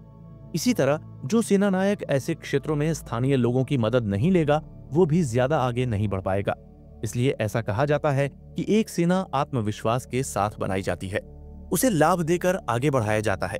ऐसी सेना हवा की तरह आगे बढ़ती है और एक आग की तरह दुश्मन के इलाकों में फैल जाती है। ऐसी सेना एक चट्टान की तरह दुश्मन के हर हमले के सामने खड़ी रहती है। ऐसी सेना अंधेरे की तरह बिना किसी अंत और शुरुआत की होती है जो तूफान की तरह हमला करती है। जब किसी शासक की सेना युद्ध भूमि पर हो तो उसे अपने धन का एक बड़ा हिस्सा अपनी सेना पर खर्च करना होता है। जब किसी शासक को सेना का मनोबल बढ़ाना होता है तो उसे उन जगहों पर मजबूती से खड़ा होना होता है जहां से उसे फायदा हो सकता है। इसलिए सबसे पहले हालातों का जायजा लें और उसके बाद ही अपनी सेना को आगे बढ़ाएं। जिस शासक और सेना नायक को घुमावदार और सीधे रास्ते के सिद्धांतों का ज्ञान होता है वो जरूर जीतता है और यही उसकी सेना का संघर्ष होता है। सैन्य प्रशासन की किताबों में ये कहा गया है कि एक युद्ध के दौरान आपके कहे जाने वाले शब्दों को ज्यादा सुना नहीं जा सकता, इसलिए युद्ध में ढोल, नगाड़े इत्यादि उपकरणों का उपयोग किया जाता है। इसके अलावा युद्ध में आपकी अलग अलग टुकड़ियां एक दूसरे को देख नहीं सकती, इसके लिए झंडे इस्तेमाल किए जाते हैं। वहीं रात के समय झंडे के साथ साथ मशालें और ढोल भी इस्तेमाल किए जाते हैं। इसका इस्तेमाल उस वक्त भी किया जाता है जब सेना की सभी टुकड़ियों का ध्यान अपनी ओर आकर्षित करना होता है। यही होते हैं एक बड़ी सेना को संभालने के सिद्धांत। इन सिद्धांतों के जरिए सेना का हौसला भी बढ़ाया जाता है। ध्यान रखें कि सुबह के वक्त सैनिकों के भीतर ऊर्जा काफी अधिक होती है और शाम होते होते वो बिल्कुल थक जाते हैं। इसी कारण एक होशियार योद्धा अपने दुश्मन पर तब ज्यादा जोर से हमला करता है जब उसके दुश्मन की ऊर्जा सबसे कम होती है। सेना में अनुशासन एक बहुत जरूरी चीज होती है। एक सेना नायक को अपनी अनुशासित सेना के साथ उस क्षण का इंतजार करना चाहिए जब दुश्मन की सेना में अनुशासन की कमी दिखाई दे। ऐसी सेना के साथ लड़ाई न करें जहां झंडे और सेना की बनावट काफी नियमित दिखाई दे, क्योंकि इससे यह साबित होता है कि उस सेना में अनुशासन का स्तर काफी ज्यादा है। इसके अलावा ऐसे दुश्मन पर हमला न करें जो आपसे अधिक ऊंचाई पर स्थित हो। वहीं एक ऐसे दुश्मन पर भी हमला न करें जो एक पहाड़ के पीछे छुपा हो। यही सब एक युद्ध के सिद्धांत हैं। सुन त्सु कहते हैं कि युद्ध से संबंधित कुछ ऐसे सिद्धांत भी हैं जो हमेशा एक शासक और सेना नायक के ध्यान में होने चाहिए। एक सेना नायक अपने आदेश राजा से प्राप्त करने के बाद अपनी सेना को इकट्ठा करता है और उसे आगे बढ़ने का आदेश देता है। सेना नायक के लिए ये बात जानना जरूरी है कि वो किसी मुश्किल जगह पर स्थित मैदान पर अपना कैंप न लगाए। इसके अलावा वो अपने मित्र राज्यों की सेना के साथ किसी जगह पर युद्ध से पहले जरूर मिले। कभी भी अपनी सेना का कैंप किसी भी खुले मैदान पर न लगाएं, और यदि दुश्मन आपको चारों ओर से घेर लें तो ध्यान रहे कि आपकी सेना उस वक्त के लिए भी तैयार रहे। इस प्रकार सुन त्सु हमें अलग अलग प्रकार के मैदानों पर किस तरह की सेना का निर्माण करना है ये सिखाते हैं। सुन त्सु यहाँ ये बताना चाहते हैं कि सेना जब आगे बढ़ती है तो अपने रास्ते में अलग अलग प्रकार के वातावरण और मौसम का सामना करती है। यदि कोई सेना नायक इन सभी बदलावों को ध्यान में नहीं रखता और आगे बढ़ता जाता है तो उसका विनाश निश्चित होता है। उदाहरण के लिए इतिहास के दो बड़े तानाशाह नेपोलियन और हिटलर दोनों ने जब रूस पर हमला करना शुरू किया था तब उन्होंने रूस के मौसम के बारे में बिल्कुल भी नहीं सोचा था। इसका नतीजा ये हुआ कि दोनों ही नेताओं के सैनिक रूस की जबरदस्त कड़ाके की ठंड में मारे जाने लगे। उनके पास समय से राशन सामग्री नहीं पहुंची और उनके पास उपलब्ध पेट्रोल भी कड़ाके की ठंड में जमने लगा। आखिर में दोनों का अंत एक ही तरह का हुआ और वो था हार। इसलिए यह बहुत जरूरी हो जाता है कि यदि कोई सेना आगे बढ़ रही है तो वो अपने दुश्मन के क्षेत्र के वातावरण के बारे में पूरी जानकारी पहले से ही एकत्रित करके रखे। इसी तरह कुछ ऐसी बातें हैं जो युद्ध से पहले ध्यान में रखनी बहुत ही जरूरी हैं। कुछ रास्ते ऐसे होते हैं जिन पर आपको नहीं चलना होता। कुछ सेनाएं ऐसी होती हैं जिन पर आपको हमला नहीं करना होता। इसी तरह कुछ सुरक्षित शहर ऐसे होते हैं जिन पर आपको कब्जा नहीं करना होता। वहीं कुछ मैदान ऐसे होते हैं जिन्हें आप भेद नहीं सकते और कुछ आदेश ऐसे होते हैं जिनका आप पालन नहीं कर सकते। ये 9 बदलावों के सिद्धांत यदि किसी सेना नायक को मालूम हो तो इससे यह पता चलता है कि उस सेना नायक को यह पता है कि अपनी सेना को कैसे इस्तेमाल करना है। यदि किसी सेना नायक को इन 9 बदलावों के सिद्धांतों के बारे में अनुभव नहीं है तो वो युद्ध में कई सारी चीजों का फायदा उठाने में नाकाम रहेगा। इसके आगे सुन त्सु कहते हैं कि युद्ध की तैयारी इस तरह से न करें कि आपको अपने दुश्मन के न आने की उम्मीद करनी पड़े, बल्कि युद्ध की तैयारी इस तरह की होनी चाहिए कि आप अपने दुश्मन के आने का इंतजार करें। अपने दुश्मन से ये उम्मीद रखें कि वो आप पर हमला न करे, बल्कि अपने आप को उस स्थिति पर लेकर जाइए कि आपका दुश्मन उस स्थिति में आप पर हमला कर ही ना सके। अब बात करते हैं एक सेना नायक के उन खतरनाक लक्षणों की जो पूरी सेना को खतरे में डाल सकते हैं। सबसे पहली चीज ये है कि जो सेना नायक लापरवाह होगा वो बहुत जल्द मारा जाएगा। इसके बाद जो सेना नायक डरपोक होगा वो बहुत जल्द पकड़ा जाएगा। वहीं जो सेना नायक बहुत जल्दी अपना विकेट खो देता है उसे हर जगह अपमान का सामना करना पड़ता है।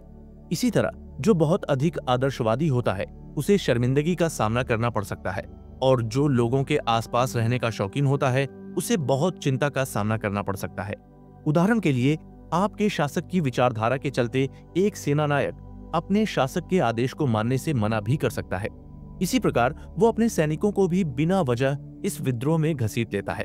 अंत में उस सेना नायक के इस विद्रोह का भुगतान उस देश को और उसके सैनिकों को चुकाना पड़ता है। आपकी जिंदगी में भी कई ऐसे क्षण आए होंगे जब आप किसी की गलती को सामने लाना चाहते होंगे, लेकिन आपके अपने आसपास के लोगों के साथ के रिश्ते आपको ऐसा करने से रोक रहे थे। यही चीज आपको एक ईमानदार व्यक्ति बनने से रोकती है। कई बार माता पिता अपने बच्चों से संबंध न बिगड़ने की उम्मीद में उनकी गलत हरकतों को भी बढ़ावा देने लगते हैं। वो उन्हें वास्तविक प्यार दिखाने की बजाय गलत धारणाएं बताने लगते हैं ताकि उनके बच्चों की नजरों में वो खराब नजर न आए। इसलिए ऐसा कहा जाता है कि वास्तव में परिस्थितियां कठोर नहीं होती, लेकिन हमारी आदतें इतनी कठोर होती हैं कि हम उन्हें बदल नहीं पाते। हालांकि सुन त्सु ये भी कहते हैं कि एक सकारात्मक गुण भी तब खतरनाक बन जाता है जब उसे बहुत ज्यादा बार इस्तेमाल किया जाए। इससे आगे सुन त्सु ये कहते हैं कि पहाड़ों को पार करते समय एक सेना को हमेशा घाटियों के पास रहना चाहिए। हमेशा अपने से ऊपर स्थित जमीन पर ध्यान रखें और सूरज की ओर मुड़कर चलें। यदि आपका दुश्मन आपके ऊपर की जमीन पर स्थित है तो अपनी चढ़ाई को रोक दें और उस क्षण के लिए अपने दुश्मन के साथ युद्ध न करें। इसके बाद एक सेना को कोई नदी पार करने के बाद उस नदी से थोड़ा दूर रहना चाहिए, क्योंकि नदी के पास की जगह अक्सर खुली होती है। इसके कारण आपकी सेना आसानी से दूसरों की नजरों में आ सकती है। यदि आपके दुश्मन की सेनाएं नदी को पार कर रही हैं, तो उस वक्त उन पर हमला करते समय अपनी सेना को नदी के पास न खड़ा करें, बल्कि उनसे नदी के थोड़ा ऊपर किसी दूसरे स्थान पर से हमला करने को कहें। सुन त्सु यहाँ पहाड़ों को विशेष महत्व दे रहे हैं। वो ऐसा इसलिए कह रहे हैं क्योंकि एक पहाड़ हमेशा रहने वाली बाधा है। ये कोई ऐसी चीज नहीं है जो थोड़े समय बाद बदल जाएगी। इसलिए एक सेना को एक पहाड़ पर विजय हासिल करने के लिए अपनी ज्यादा ऊर्जा खर्च करने की आवश्यकता नहीं है, बल्कि वो बिना कोई विशेष प्रयास किए पहाड़ के साए में निचली जमीन पर अपना रास्ता ढूंढ सकते हैं। ये बिल्कुल वैसा है जैसे कोई नदी पहाड़ों के बीच से अपना रास्ता ढूंढ लेती है। सुन त्सु हमें यहाँ ये समझाना चाहते हैं कि कई बार हम ये मानने लगते हैं कि संघर्ष करना ही जिंदगी में आगे बढ़ने जैसा है। जब हम अपने जीवन का आनंद ले रहे होते हैं तो अक्सर हम ये सोचने लगते हैं कि कहीं हम किसी गलत रास्ते पर तो नहीं चल रहे। ऐसा इसलिए होता है क्योंकि हमें हमेशा से ऐसा सिखाया गया है कि कठिन परिश्रम से ही जिंदगी में आगे बढ़ा जा सकता है, लेकिन ये हमेशा सच नहीं होता।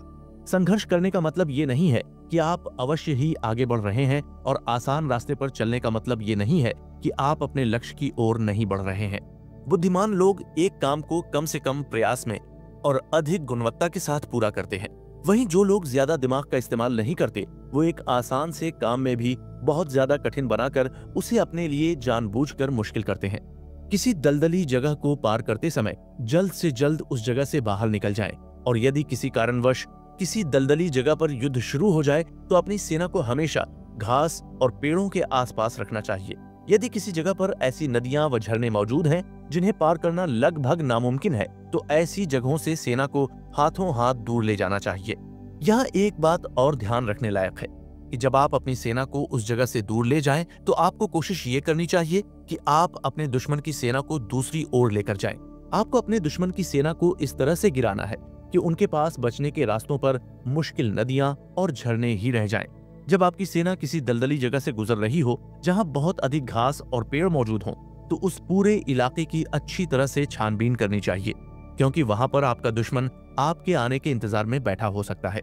इसके अलावा यदि जंगल के पेड़ बहुत ज्यादा हलचल कर रहे हैं, तो इसका अर्थ ये है कि आपका दुश्मन आगे की ओर बढ़ रहा है। यदि आपको अपने रास्ते में बहुत सारी बाधाएं देखने को मिले, तो समझ जाएं कि आपके दुश्मन द्वारा ही आपके रास्ते में डाली गई हैं, ताकि आपकी गति धीमी हो जाए। इसी तरह यदि उस जगह के पक्षी उड़ना शुरू कर दें, तो इसका मतलब है कि वहां पर कोई छुपा हुआ है। यदि आपके आसपास के जानवर डरे हुए लगें, तो इसका मतलब है कि आपका दुश्मन हमले की तैयारी कर रहा है। ऐसे ही यदि आपको किसी मैदान पर सीधी दिशा में धूल उड़ती दिखाई दे, तो इसका मतलब है कि वहां से हाल ही में कोई रथ गुजरा है। यदि वो धूल काफी चौड़ी है, तो इसका मतलब है कि वहां से कोई सेना की टुकड़ी गुजरी है। यदि धुआं अलग अलग जगह पर बिखरा हुआ है, तो इसका मतलब है कि कोई व्यक्ति वहां किसी काम से लकड़ी एकत्रित करने आया है। यदि आपका दुश्मन आपके साथ शांति चाहता है, लेकिन इसके लिए कोई समझौता नहीं करना चाहता, तो इसका अर्थ है कि वो अपने दिमाग में कोई योजना बना रहा है। यदि वो आपसे माफी मांग रहा है, तो इसका मतलब है कि उसे आराम की जरूरत है। यदि आपके दुश्मन की सेना अपने हथियारों पर झुककर आराम कर रही है, तो इसका मतलब ये है कि वो भूखी है। यदि आपके दुश्मन की सेना पानी के स्रोत के पास ज्यादा देर तक रुकी है, तो इसका मतलब है कि वो बहुत प्यासी है। यदि कोई ऐसी जगह है जहां आपके दुश्मन की सेना आसानी से आगे बढ़ सकती है, लेकिन वो बढ़ नहीं रही है, तो इसका मतलब है कि वो सेना थकी हुई है। यदि किसी जगह पर पक्षी जमा है, तो इसका मतलब है कि वहां कोई भी नहीं है। यदि दुश्मन की सेना रात के समय रोती है, तो इसका अर्थ है कि उसकी सेना डरी हुई है। अंत में यदि वो सेना नियमित नहीं है, तो इसका अर्थ ये है कि उसका सेनानायक कमजोर है। सुन त्सु कहते हैं कि मुश्किल घड़ी में सेनानायक न केवल अपने दुश्मन के प्रत्येक गतिविधि पर ध्यान रखते हैं, बल्कि उन कार्यों के पीछे छिपे उनके इरादों पर भी नजर रखते हैं। अपने दुश्मन के इरादे जानने के बाद एक जनरल इस बात का निर्णय ले सकता है कि उसे इस चीज का जवाब कैसे देना है। युद्ध के मैदानों के बारे में सुन त्सु कहते हैं कि मैदान कई प्रकार के होते हैं, जैसे आसानी से कब्जे में लिए जाने वाले, दुश्मन को गिराने के काम आने वाले, संकरे मैदान, ढलान वाले और विस्तार किए जा सकने वाले मैदान। ऐसे मैदान जहां आप जा सकते हैं लेकिन आपका दुश्मन नहीं, वो आसानी से प्राप्त किए जाने वाले मैदान कहे जाते हैं। ऐसे मैदान जिनमें आप जा तो सकते हैं, लेकिन वहां से निकलना मुश्किल होता है। ऐसे मैदानों को घेराबंदी करने वाले मैदान कहा जाता है। इन मैदानों को हमेशा अपने दुश्मन को गिराने के लिए इस्तेमाल करना चाहिए। सुन त्जू के इन अलग अलग प्रकार के मैदानों को समझने के लिए हमें हर एक प्रकार के मैदान के फायदे और नुकसान के बारे में पता लगाना है। आपको ये भी जानना है कि सबसे खराब मैदान पर भी आपको कोई ना कोई ऐसा फायदा होगा जिसे आप अपने दुश्मन के खिलाफ इस्तेमाल कर सकते हैं। इसके साथ ही ये भी समझने की बात है कि आपको हर मैदान में उसके खतरे की पूरी जानकारी होनी चाहिए ताकि आपका दुश्मन उन्हें आपके खिलाफ इस्तेमाल न कर सके। एक सकरे मैदान को पहले आपके द्वारा कब्जे में लिया जाना चाहिए और उसके बाद आपको वहां रुककर अपने दुश्मन का इंतजार करना चाहिए। यदि आपसे पहले आपका दुश्मन उस मैदान को कब्जे में ले लेता है तो आपको उस जगह पर नहीं जाना चाहिए और उसका पीछा नहीं करना चाहिए। यदि आप कोई ढलान वाले मैदान को कब्जे में लेते हैं तो हमेशा अपनी स्थिति को ऊंचाई वाली रखें और नीचे से दुश्मन के आने का इंतजार करें। इसी तरह विस्तार किए जा सकने वाले मैदानों में भी सीमाएं बराबर होती हैं। ऐसी जगहों पर युद्ध करना बहुत मुश्किल होता है। अब बारी आती है युद्ध भूमि की उन 6 परिस्थितियों की जो कहीं ना कहीं हर युद्ध का हिस्सा होती हैं। जब 2 शासकों की सेना बराबर हो लेकिन एक सेना का एक सैनिक दुश्मन सेना के 10 सैनिकों पर हमला कर रहा हो तो इसे प्लेन कराने वाली हालात कहा जाता है। जब सेना मजबूत हो लेकिन उसके अधिकारी कमजोर हों तो इसे घुटने टेक देने वाली स्थिति कहा जाता है। जब अधिकारी बेहद मजबूत हो लेकिन सेना कमजोर हो तो इसे विनाश कर देने वाली स्थिति कहा जाता है। जब सेना भी कमजोर हो और उसके अधिकारी भी कमजोर हों तब ये सेना पूरी सेना को पूरी तरह से नाकाम बनाते हैं। जब सेनानायक कमजोर और अनुशासनहीन होता है या उसके आदेश उसकी सेना समझ नहीं पाती है तो ये सेना में युद्ध के दौरान घबराहट की स्थिति पैदा करता है। जब एक सेनानायक अपने दुश्मन के बारे में सही जानकारी नहीं निकाल पाता और एक बड़ी सेना के मुकाबले में अपने बहुत कम सैनिक उतारता है तो ये युद्ध में हार की स्थिति कहलाती है। एक युद्ध में सुन त्जू सेना के ज्यादा ताकतवर होने पर जोर देते हैं, न कि उनके बराबर ताकतवर होने पर। बराबर ताकतवर होने का अर्थ है कि वो युद्ध बहुत लंबा चलने वाला है, जिसका नतीजा दोनों युद्ध करने वालों को अपने संसाधनों के बड़े भाग को खोने के साथ खत्म होगा। हमारे सामान्य जीवन में भी समानता का अर्थ संतुलन होता है, मगर कई बार ये समानता हमारे लिए समस्या बनकर उभर आती है। दरअसल असमानता आपको किसी निर्णय को लेने के लिए जल्दी प्रभावित करती है। जैसा कि हमने पहले ही उदाहरण दिया था कि कई लोगों को ऐसा लगता है कि वो अपने काम के चलते अपने परिवार के लोगों को ज्यादा समय नहीं दे पा रहे हैं। अब यदि उस व्यक्ति को अपना परिवार, अपना काम दोनों ही बराबर महत्वपूर्ण लग रहे हैं तो ऐसी स्थिति में उसके लिए इन दोनों के बीच संतुलन बनाना बहुत मुश्किल हो जाएगा। वहीं अगर उस आदमी ने अपने आप से ये साफ साफ कह रखा है कि उसके लिए उसका परिवार किसी भी काम से ज्यादा महत्वपूर्ण है तो वो जरूर ऐसा प्रयास करेगा जिससे वो अपने परिवार को ज्यादा समय दे पाए। यहाँ हमने ये देखा कि बराबरी होने पर व्यक्ति को निर्णय लेने में कभी कभी समस्याओं का भी सामना करना पड़ सकता है। सुन त्जू के अनुसार 9 तरीके के युद्ध मैदान होते हैं। इन्हें फैले हुए मैदान, किनारे के मैदान, लंबे मैदान, खुले मैदान, जुड़े हुए मैदान, नाजुक मैदान, मुश्किल मैदान, घिरे हुए मैदान और मौत के मैदान के नाम से जाना जाता है। जिस मैदान पर शासक अपनी अपनी जगह पर खड़े होकर युद्ध करते हैं उसे फैला हुआ मैदान कहते हैं।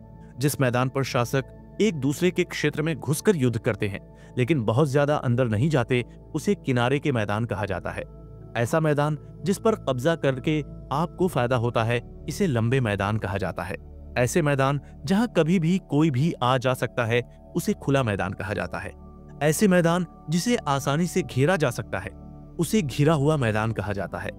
जब कोई शासक दुश्मन की भूमि में बहुत अंदर घुस आता है और उसके पीछे दुश्मन के कई सारे गांव और शहर भी होते हैं तो ये स्थिति उस शासक के लिए नाजुक मैदान कहलाती है।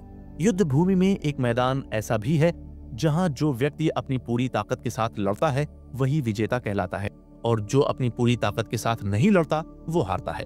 ऐसे मैदान को मौत का मैदान कहा जाता है।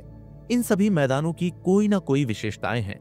सुन त्जू का मकसद ये नहीं है कि हमें इन सभी मैदानों के प्रकार दिमाग में याद हों, बल्कि वो ये चाहते हैं कि हम हर समस्या के पैटर्न को समझ सकें।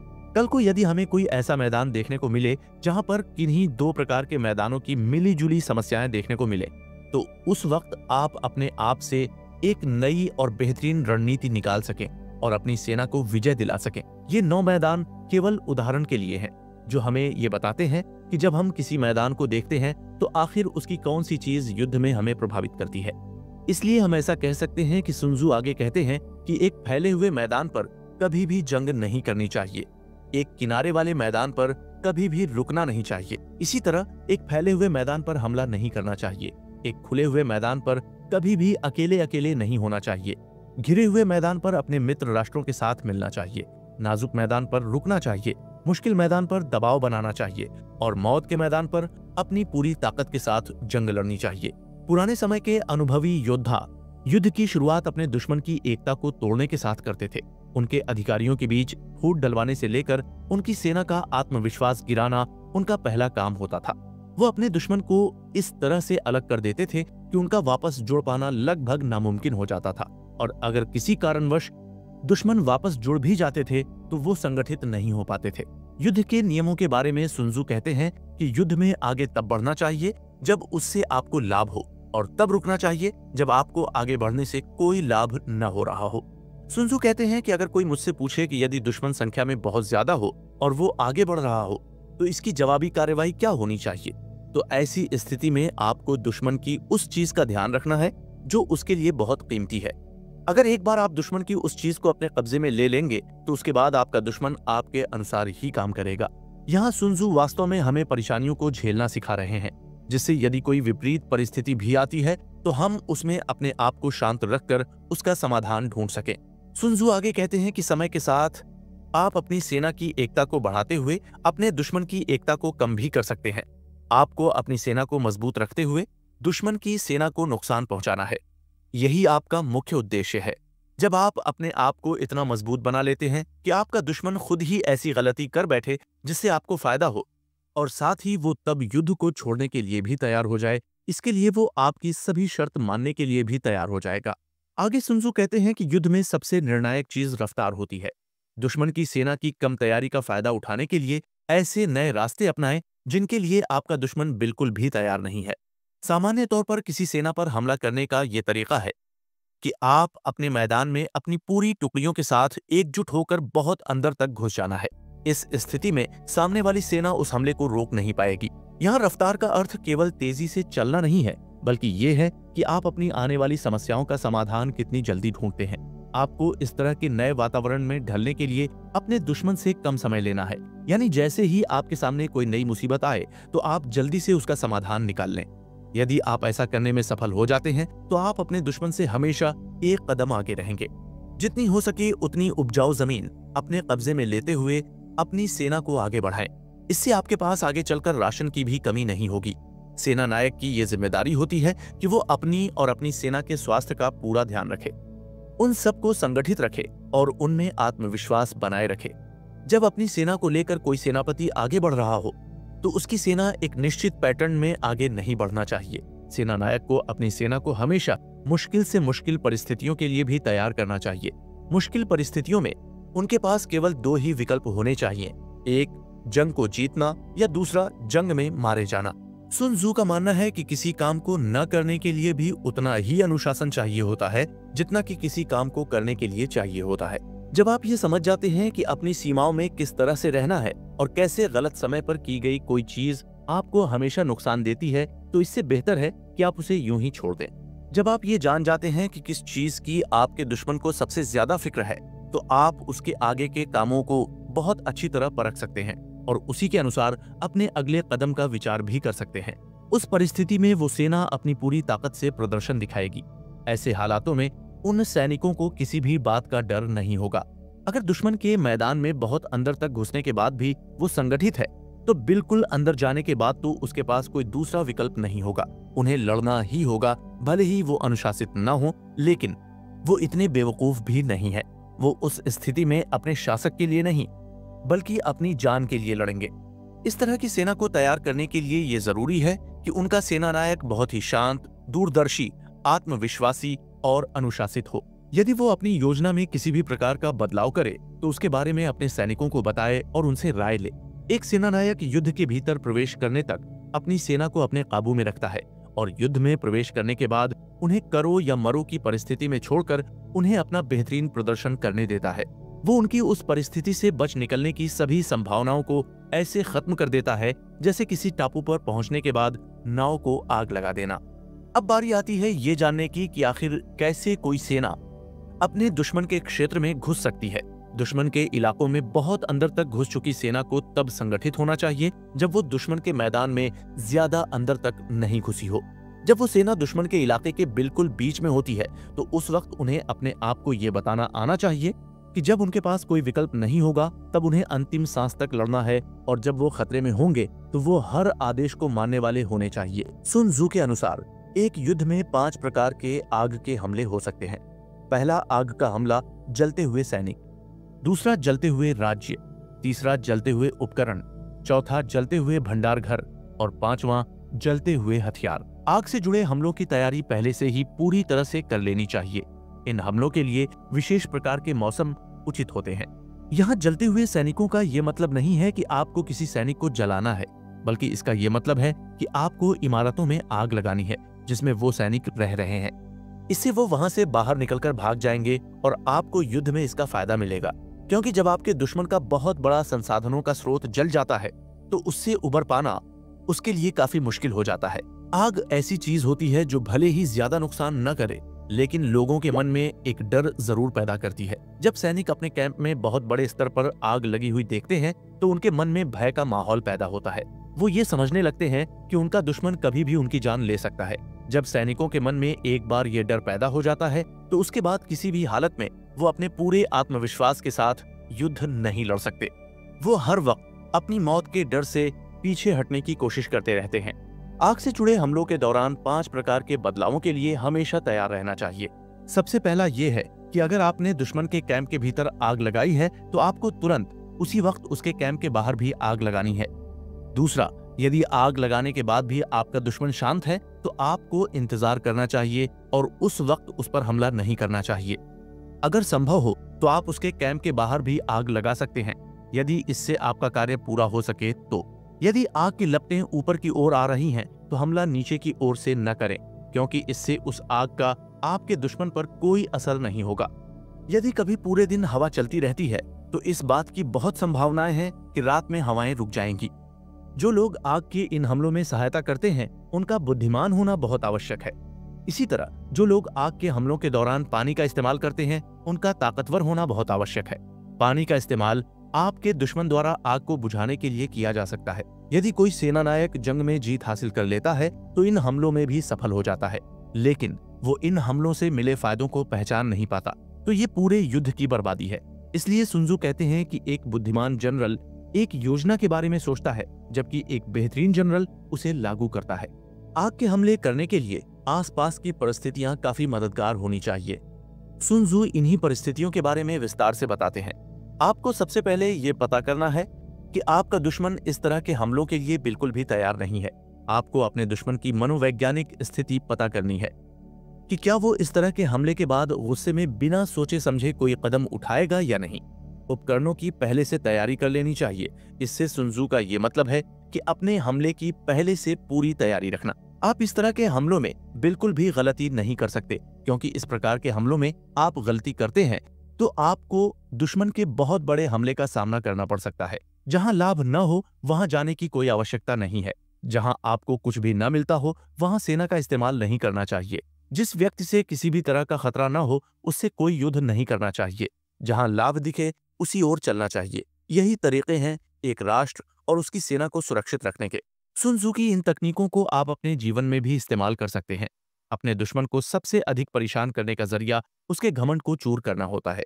जब आप किसी के घमंड पर हमला करते हैं तो वो व्यक्ति अपना वास्तविक लक्ष्य भूलकर अपने घमंड को फिर से बनाने में जुट जाता है और आप चुपचाप शांतिपूर्वक अपने लक्ष्य की ओर बढ़ते जाते हैं। वास्तव में ये अपने आप को दुश्मन से बचाने का सबसे बेहतर तरीका है, क्योंकि इस तरीके में आप अपने दुश्मन को कोई भी शारीरिक नुकसान नहीं पहुंचाते। आप तो बस उसके उस गुस्से को उसके खिलाफ इस्तेमाल कर रहे होते हैं जो वो आप पर इस्तेमाल करने वाला था। सुन त्जू के अनुसार एक साथ करीब 1 लाख सैनिकों की सेना खड़ी करने के लिए एक राष्ट्र के हर दिन करीब 1000 सोने की मुद्राओं का इस्तेमाल करना पड़ता है। इस प्रकार जो पैसा एक राष्ट्र के विकास के लिए इस्तेमाल किया जाना चाहिए था उसे सेना पर इस्तेमाल किया जाता है। 2 सेनाएं कई सालों तक एक दूसरे के सामने मोर्चा लगाए खड़ी रहती हैं ताकि वो किसी दिन एक दूसरे पर जीत हासिल कर सकें। आज की ही तरह पहले के समय में भी युद्ध बहुत महंगे होते थे। अगर एक शासक इस तरह की चीजों के लिए बिल्कुल तैयार नहीं होता था और वो युद्ध में कूद जाता था, तो इसका अंजाम उसकी पूरी जनता को भुगतना पड़ता। इससे वो राष्ट्र कई दशकों के लिए भुखमरी और गरीबी की चपेट में आ जाता था।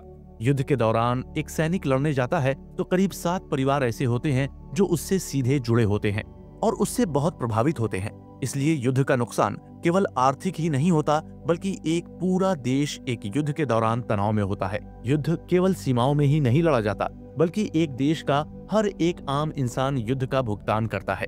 कुछ लोग अपने परिवारजनों को खोने के साथ तो कुछ लोग अपनी आमदनी के सभी साधन गंवाकर युद्ध की इस कीमत का भुगतान करते हैं।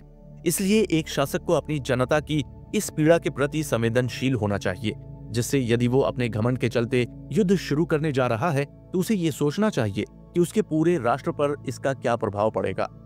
यहाँ ये जानना जरूरी है कि ऐसी कौन सी चीजें हैं जिसके द्वारा इतना बड़ा खर्च बचाया जा सकता है और जो सफलता का भी आश्वासन दे सकती है। तो वो चीज है जासूसी। जासूसी किसी भूत या आत्माओं के जरिए नहीं की जाती और न ही इसे पहले हो चुकी घटनाओं से सीखा जा सकता है। ये उन लोगों से करवाई जाती हैं जिन्हें दुश्मन के बारे में बहुत ही खुफिया जानकारियां होती हैं। एक शासक 5 प्रकार के जासूसों का इस्तेमाल कर सकता है। इनमें सबसे पहले आते हैं स्थानीय जासूस। इसके लिए दुश्मन के ही आम लोगों को रखा जाता है। इसके बाद आते हैं आंतरिक जासूस। इनके लिए दुश्मन के बड़े अधिकारियों को इस्तेमाल किया जाता है। तीसरे होते हैं डबल जासूस। इसके लिए दुश्मन के जासूसों को जासूस की तरह इस्तेमाल करते हैं। फिर आते हैं मृत जासूस। इन्हें एजेंट की तरह इस्तेमाल किया जाता है जो दुश्मन के बीच में गलत जानकारी फैलाते हैं। फिर आते हैं जीवित जासूस। ये ऐसे एजेंट होते हैं जो अपने शासक को हर चीज की एक रिपोर्ट लाकर देते हैं। केवल बहुत बुद्धिमान और हिम्मत वाले राजा ही जासूस रख सकते हैं, क्योंकि ये बहुत ही गंभीर काम होता है। ऐसी कोई जगह नहीं है जहां जासूसों को इस्तेमाल नहीं किया जा सकता। यदि किसी जासूस के काम के बारे में पहले से ही लोगों को पता चल जाता है तो उस जासूस और वो लोग जिनको उसके बारे में पता चल गया है उन सबको मार देना चाहिए। सुन त्सू साफ साफ कहते हैं कि युद्ध की भविष्यवाणी कोई विशेष शक्ति नहीं करता, बल्कि आप खुद ही ऐसे लोगों की एक टीम बनाते हैं जो आपको जीत के हर पहलू की जानकारी देता है। इसके साथ ही आपका दुश्मन किस वक्त कौन सा कदम उठा रहा है वो आपको इस बात की जानकारी भी देते हैं। कब कौन सा अनुमान सही होगा इस बात की कोई गारंटी नहीं है। इसलिए सबूतों के साथ लिए गए निर्णय ज्यादा सटीक होते हैं और वही आपकी जीत के लिए भी ज्यादा प्रभावी होंगे। आप में से कुछ लोग जासूसों के इस्तेमाल को लेकर थोड़ा असहज महसूस कर सकते हैं। कई लोगों का ये मानना है कि जासूसी एक प्रकार की धोखाधड़ी है, क्योंकि कई बार जासूस अपने ही देश के खिलाफ काम कर रहे होते हैं। जिस प्रकार आप अपने दुश्मन के जासूसों को पैसे देकर उनसे जानकारी लेते हैं, वैसे ही दुश्मन के जासूस भी आपके जासूसों को पैसे देकर उनसे जानकारी निकलवा सकते हैं। ये एक दोधारी तलवार की तरह है। जो व्यक्ति इसे चलाने में ज्यादा योग्य होगा वही इसका पूरा फायदा उठा पाएगा। इसके अलावा अगर वास्तव में देखा जाए तो आजकल जासूसी भी युद्ध का हिस्सा बन चुके हैं। यहाँ तक कि कई बार ये जासूस एक बड़े युद्ध को टालने में भी कामयाब हुए हैं। जैसे शीत युद्ध के दौरान रूसी और अमेरिकी दोनों सेनाओं ने अपने अपने जासूस एक दूसरे के देश में छोड़ रखे थे, मगर अंत में दोनों ही देश ये समझ चुके थे कि उनकी हर हरकत पर नजर रखी जा रही है। इसलिए वो ऐसा कोई कदम नहीं उठा सकते जिनकी भनक उनके दुश्मन को न लगे। इसी कारण हम ऐसा कह सकते हैं कि आज किसी भी युद्ध को बिना जासूसी कार्रवाई के सोचना बिल्कुल भी संभव नहीं है। दुश्मन के जासूसों को पैसे देकर अपनी ओर कर लेना चाहिए। इस तरह आप डबल जासूस इस्तेमाल कर सकते हैं। इनके जरिए आप स्थानीय और आंतरिक जासूस भी हासिल कर पाएंगे और उनके जरिए मृत जासूस दुश्मन के खेमे में गलत जानकारी फैला पाएंगे। इसी तरह उनको जो ज्ञात होगा उसे जीवित जासूस आप तक लेकर आएंगे। एक शासक को ये बात ध्यान रखनी चाहिए कि उसका ये पूरा खेल एक डबल जासूस पर निर्भर करता है, इसलिए उसे अपने उस जासूस को बहुत ही सम्मान के साथ रखना चाहिए। ऐसा कहते हैं कि एक बुद्धिमान शासक वही होता है जो अपने खेमे में एक बुद्धिमान जासूस को रखता है। यही जासूस उस शासक की सेना को आगे बढ़ने के संकेत देता है। अंत में हम यही कहेंगे कि वैसे तो युद्ध किसी भी समस्या का समाधान नहीं है, क्योंकि ये खुद एक समस्या है। तो ये भला किसी समस्या का समाधान कैसे हो सकता है? सुन त्सू ने भी अपनी किताब में युद्ध को अंतिम समाधान नहीं माना है, लेकिन उन्होंने ये जरूर माना है कि यदि आपका दुश्मन आप पर युद्ध थोप देता है तो आपका उस युद्ध को ठुकराना एक बेहतर विकल्प नहीं है। इतिहास गवाह है कि जब से मानव सभ्यता ने एक समाज के रूप में रहना शुरू किया है, तब से युद्ध हमारे समाज का एक हिस्सा रहे हैं। ये हमेशा से हमें प्रभावित भी करते आए हैं। तो हमारी ये उम्मीद करना कि अचानक से सभी लोग युद्ध करना छोड़ दें, तो ये एक मजाकिया बात होगी, क्योंकि ये बात संभव नहीं है। मगर सुन त्सू की ये किताब आर्ट ऑफ वॉर न केवल हमें ये सिखाती है कि युद्ध कैसे किया जाए, बल्कि ये भी सिखाती है कि किस प्रकार हम युद्ध को टाल सकते हैं। सुन त्सू ने हमेशा से ही उस सेनानायक को बेहतर बताया है जो बिना युद्ध के ही हर समस्या का समाधान कर देता है। इसलिए हम ये कह सकते हैं कि सुन त्सू भी सबसे पहले बातचीत के रास्ते का ही समर्थन करते हैं। जैसा कि हम सब जानते हैं कि जैसे जैसे मानव सभ्यता आगे बढ़ रही है, युद्ध का स्तर भी लगातार बढ़ता जा रहा है। पहले जहां दो कबीलों में युद्ध हुआ करता था जिसमें 10 से 20 लोग मारे जाते थे, वहीं आज ये कई देशों के बीच के युद्ध में बदल चुका है जिसमें लाखों करोड़ों लोग मारे जाते हैं। आज भी कोई ना कोई देश किसी दूसरे देश के साथ दुश्मनी लेकर बैठा है। हर दूसरा देश इस मौके की फिराक में है कि वो कैसे अपने दुश्मन को बर्बाद कर सके। ऐसे में ये किताब उन सभी देशों के लिए बहुत जरूरी है जो युद्ध की कगार पर खड़े हैं। पहले लोग अक्सर ये मानते थे कि युद्ध केवल सेनाओं की संख्या का खेल है और युद्ध में जो सेना ताकतवर होती है हमेशा वही जीतती है। मगर सुन त्सू की ये किताब आर्ट ऑफ वॉर सुनने के बाद हमें यह समझ आता है कि युद्ध वास्तव में एक कला है और बहुत कम लोग दुनिया में ऐसे हैं जो इस कला के पक्के कलाकार हैं। उदाहरण के लिए द्वितीय विश्व युद्ध के बाद रूस और अमेरिका दोनों को अपनी अपनी विचारधाराओं को रखने का मौका मिल चुका था। उस दौरान वियतनाम में अमेरिका की सेना अपनी विचारधारा के लोगों को सत्ता में लाना चाहते थे, लेकिन वियतनाम के बहुत सारे लोग ऐसे थे जो अमेरिका के इस कदम के खिलाफ थे। उन्होंने अमेरिकी सेना के खिलाफ जंग छेड़ दी। 20 साल तक चली इस जंग में हजारों अमेरिकी सैनिक मारे गए। पूरी दुनिया को ये उम्मीद थी कि दुनिया का सबसे ताकतवर देश अमेरिका अपने काम में जरूर सफल हो जाएगा, लेकिन नतीजा इसका बिल्कुल उल्टा निकला। अपने इतने सैनिकों की जान गंवाने के बाद और अत्याधुनिक हथियार होने के बावजूद अमेरिका वो जंग हार गया और पराजित होकर उसे वियतनाम से लौटना पड़ा। अमेरिका और वियतनाम की जंग हमें यह समझाती है कि युद्ध केवल हथियारों का या सैनिकों की संख्या का खेल नहीं है। सुन त्सू ने यह बात आज से हजारों साल पहले ही बता दी थी। भले ही युद्ध के प्रकार कितने ही क्यों न बदल जाए, लेकिन सुन त्सू द्वारा बताए गए युद्ध के नियम हमेशा लागू होंगे। आज जंग करने की तकनीक पूरी तरह से बदल गई है। आज परमाणु बम इतनी क्षमता रखते हैं कि एक ही झटके में किसी भी देश का विनाश कर दें, लेकिन फिर भी युद्ध के नियम आज भी वही हैं। युद्ध में आज भी जीत उसी की होती है जो युद्ध से जुड़ी सभी जानकारियों को ध्यान में रखता है और उसका सही समय पर इस्तेमाल करता है। आर्ट ऑफ वॉर किताब में बताए गए नियम हमेशा काम आने वाले और हर तरह के युद्ध में काम आने वाले नियम हैं। ये नियम केवल उन लोगों के लिए नहीं है जिनके पास अपनी एक ताकतवर सेना है, बल्कि ये उनके लिए भी हैं जिनके पास तुलनात्मक रूप से ताकतवर सेना नहीं है, मगर इसके बावजूद उनके पास किसी भी युद्ध को जीतने का भरपूर जज्बा है। सुन त्सू के अनुसार वास्तव में यही युद्ध की कला यानी आर्ट ऑफ वॉर है।